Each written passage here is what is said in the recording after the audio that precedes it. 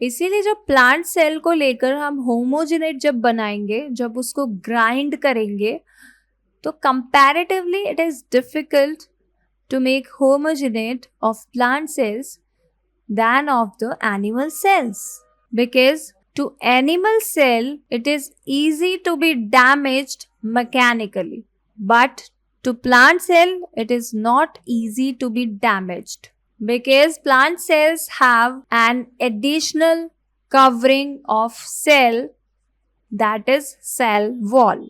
Animal cells में infection होना इतना इजी क्यों है? क्योंकि किसी भी इन्फेक्शन को सिर्फ एक प्लाज्मा मेम्ब्रेन को क्रॉस करना है, लेकिन प्लांट सेल में पहले इतनी स्ट्रॉन्ग सेल वॉल को क्रॉस करना है और फिर प्लाज्मा मेम्ब्रेन का नंबर आएगा। तो 2 प्रोटेक्शन लेयर हो गई, और उसमें से एक जो सेल वॉल है वो बहुत रिजिड स्ट्रक्चर है। It is a rigid outer covering of cell membrane.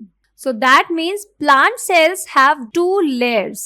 Outer layer is called as cell wall and inner layer is called as cell membrane or plasma membrane. So infection is almost impossible in plant cell. Means it is very difficult to infect a plant cell.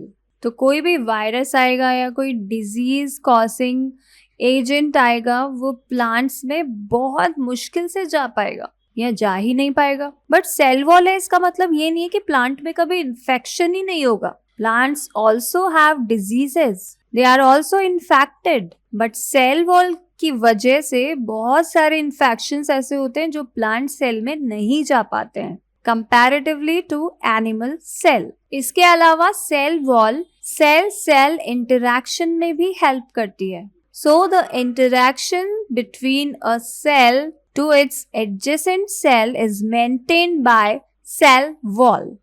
Apart from these interactions, cell wall is a barrier for undesirable macromolecules.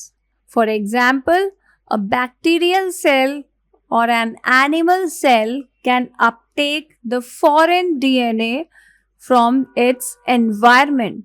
But एक plant cell को foreign DNA देने में बहुत ज्यादा complication है। तो क्या cell wall living है? No, cell wall is non living. For example, in algae the cell wall is made up of cellulose, galactans and minerals like calcium carbonate. But अगर higher plants में हम देखते हैं तो वहां पर है cellulose, hemicellulose, pectins and other proteins. Many proteins are present in cell wall.